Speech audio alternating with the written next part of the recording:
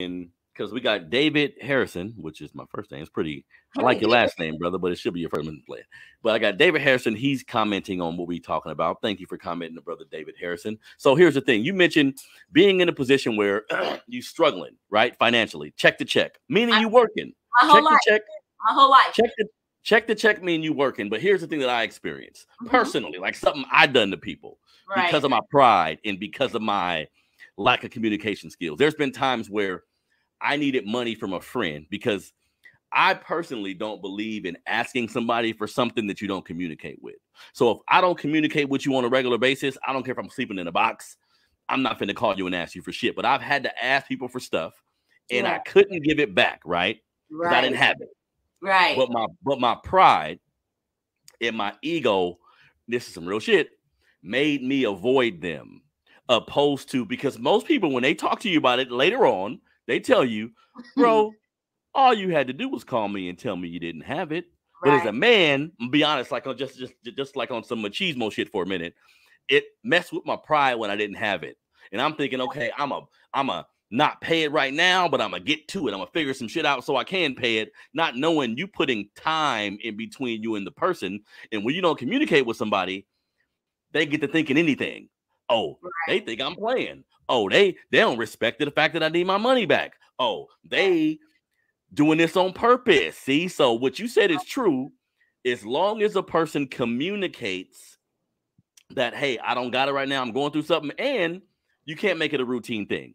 That's something I learned. Because if it's a routine thing, then there's some structural life decisions that have to change to make sure it don't happen anymore. You know what I mean? Right. And what I was saying is, like, let's try as Black people to just give. If we're able to give, that's a blessing. If a person, that's what I do, I won't ask. Exactly, right?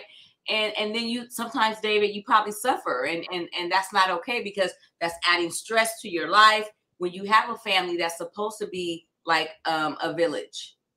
So like there's always positions in families. So like for me, they used to call my mom Little Big Mama. They call my mother Big Mama. So she wasn't everybody's grandma. She passed away at 57, but that became her name. That became her name out of love. I have my first cousins who my mother's name is Martha Juanita Briggs, rest in peace, Ashe, who named her daughter after my mom, Maat, M-A-A-T, like an African Orisha or something. It's a very powerful person named after my mother. So what I'm saying is there's, even though my mother was a licensed clinical social worker, she had decent money, she still needed help, right? Everybody plays a part. My mother was a love part. She gave time. That's my part. Then we had other people who had the money. So I just feel like if families can just realize, okay, let's find the strengths in each other. Very true. Very true. Real quick, what's up, my cousin Melina? Bina is what we call her. She is in the building, tuning into the show. That's my first cousin right there. Grew up with her. I love that girl. So everything you're saying is true, but check it out though. Let's go there real quick, Cherene, because you said something that's important now. I'm gonna follow up. Okay. So because you said a key word, they should give it. But here's the thing. No, I'm not. No, I want to be clear on this. I want to be clear on this. Okay. I'm not saying they have to give it. I say what I would like to see Black families do instead of lending money. If you have it, just give the money. Good. So that's why the person no animosity. If you have it, give. But check it out. So there's no animosity if the person can't pay you back. But the person who gives it should say it's all about the wording and the communication. Don't ask to borrow. Hey, I need $45. I don't know when I can get that thing back, cuz what's up? When a nigga hit you with, can I borrow? Look, we grown. We family. We Black. We grown in the motherfucker. Borrow mean pay back in every language. And I'm going to pay you back in my next paycheck. I got you. So it's communication, because how I feel as a person, let's say your payday come up and you ain't got it. All you got to do is call me. Sincerely, look, that $45, I had to buy diaper, cuz I'm sorry. What can we do? Because this is what I learned as a man. I ain't mean to go here, but fuck it. This is something I learned as a man, Cherene. Let's go there, yeah. If even when me having kids and my baby mamas at times needing things from me that I didn't have, right? My whole approach would be, and this is like quote unquote toxic in my opinion. I don't have it, so fuck it. Like I don't have it, so understand I don't have it, and I may just approach it from an adversarial type of way, opposed to saying, I'll be telling my son this now, who got kids, hey, if you don't got it, communicate you don't got it, then be a team. What can we do to fix this shit? Do I gotta drive?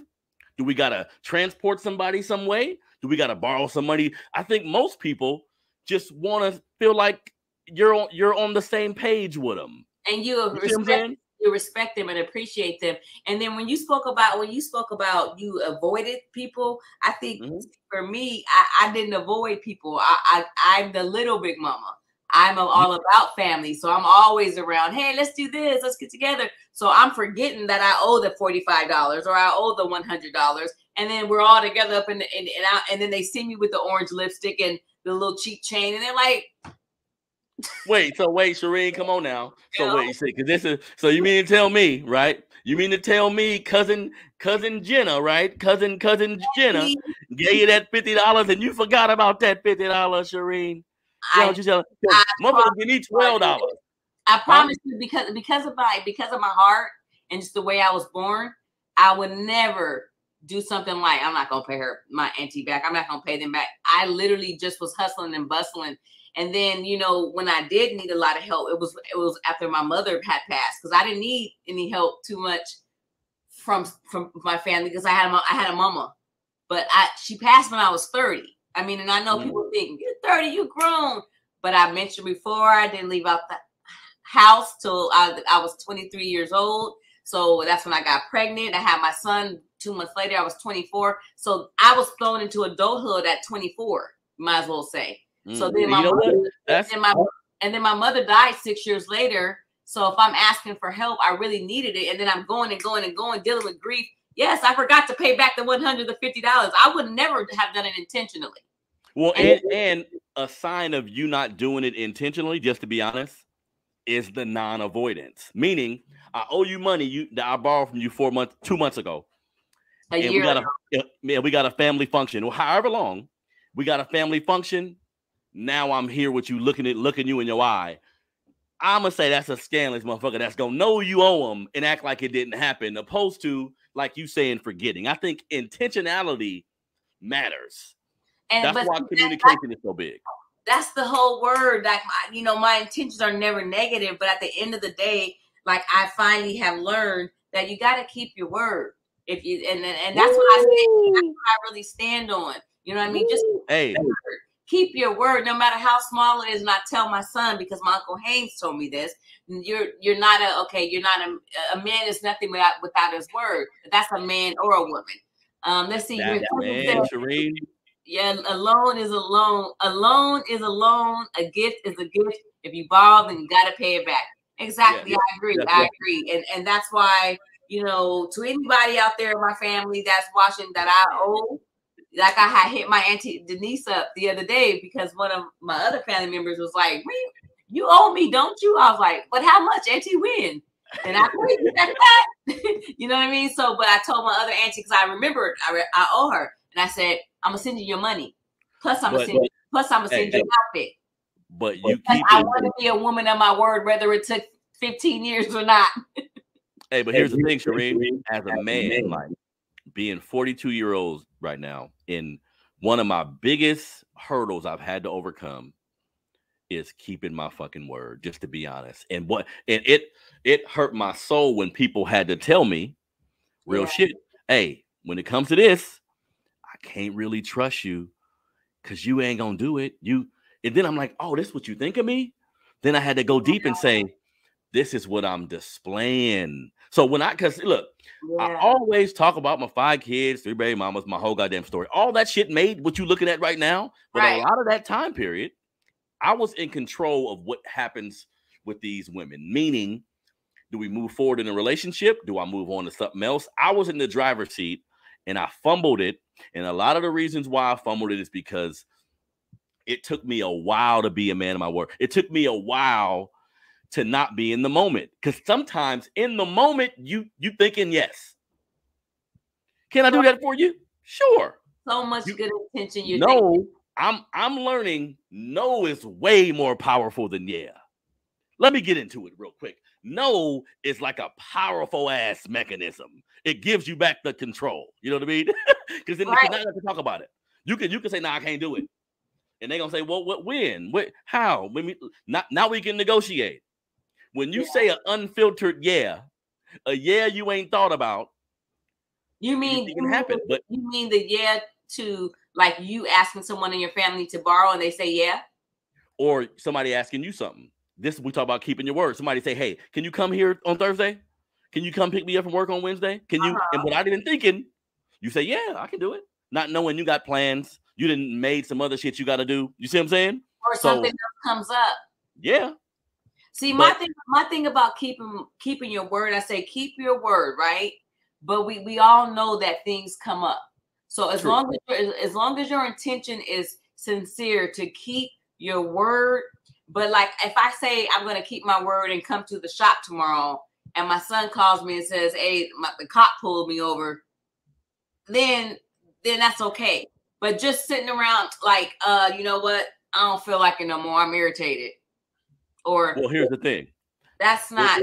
It's do that. It's the patterns you create in life. Mm-hmm. If I'm someone who doesn't keep my word, don't do what I told you I was going to do, pattern and track record, I'll say that. Because if this is one time out of 12 times I've needed to keep my word to you, right? Excuse me, you're going to understand this one time. One time, right. If I'm a motherfucker who always keep my word and breaking it, and tire flat, had to pick my boy up, fell asleep. You see what I'm saying?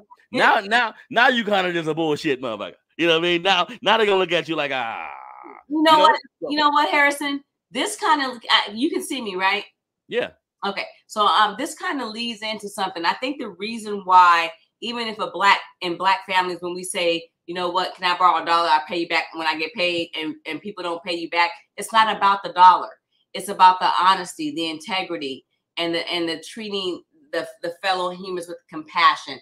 This is what so-called African Americans, melanated people, these are the values that we instill into our children and when they were young, despite the ignorance and the insensitivity of our oppressors. That, you know what I'm saying? So we were not taught that. And I'm getting this from family.lovetoknow.com. So basically what I'm saying is, regardless of how broke we are, how crazy we are, just for lack of better terms, I don't like to use that word, how much trauma we've endured, you know what I mean? We still, the most of